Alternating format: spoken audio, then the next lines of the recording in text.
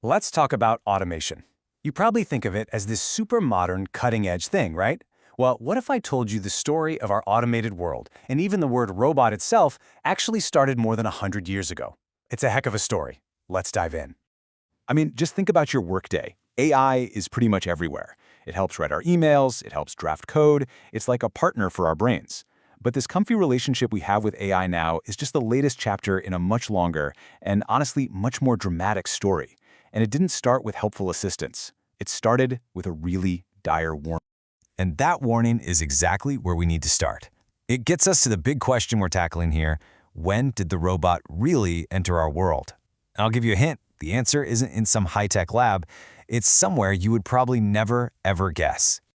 Yeah, our journey doesn't kick off with engineers or coders. It starts with a playwright. To find the moment the robot was born, we actually have to go to the theater. So picture this. The year is 1921. The city is Prague, and a new play is opening. It's called Razum's Universal Robots. And this one sci-fi play introduced a brand new, totally world-changing word into our vocabulary, robot. And let me tell you, this was not some friendly introduction. Čapek's play was dark. It was a warning. In the story, these artificial workers, the robots, are made for just one reason, to serve people. But you can probably guess what happens next. They become self-aware, they revolt, and well, they wipe out all of humanity. So from the very beginning, the whole idea of the robot was tangled up with fear. What's really fascinating, though, is the word itself. Čapek got it from the Czech word robota, and that doesn't mean machine. It means forced labor or drudgery. So the very DNA of the word is about doing the hard, boring work that people don't want to do. And that's a tension that has stuck with automation ever since. So, for decades, the robot was basically just a sci-fi idea. A powerful concept, sure, but still just fantasy. That all changed when one thinker came along and took this idea from the stage and gave it a real, practical, modern meaning. All right, let's jump forward to 1952. A futurist named John Diebold writes a book called, simply, Automation. And with this book, he takes the vague fear of the robot and grounds it in actual engineering. He gave all of us a new way to think, not just about what robots were, but what they could actually do. And his big idea was a huge leap.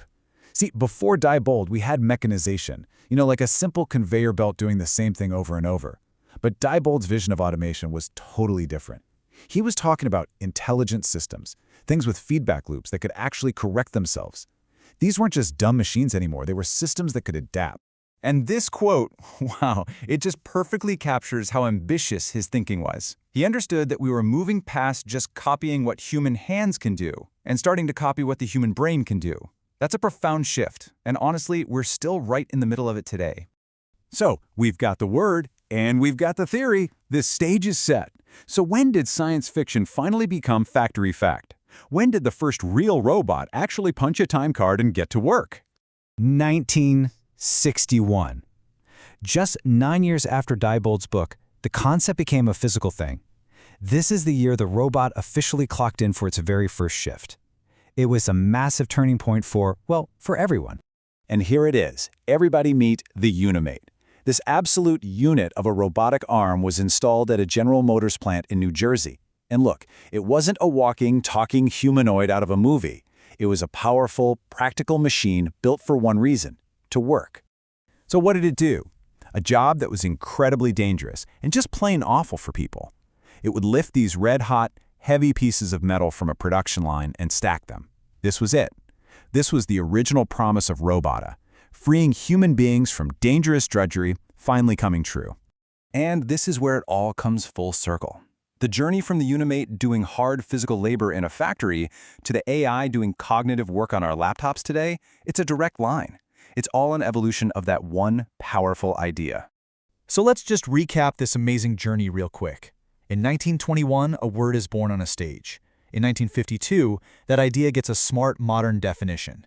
1961, it becomes a real, physical thing doing work. And today, that same idea is inside our computers, helping us with the work of our minds.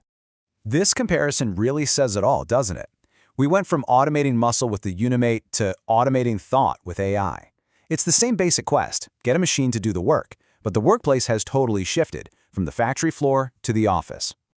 So, The single most important takeaway here is this. The history of the robot is a straight line. We started by building machines to do the work of our hands, and now we're building them to help with the work of our minds.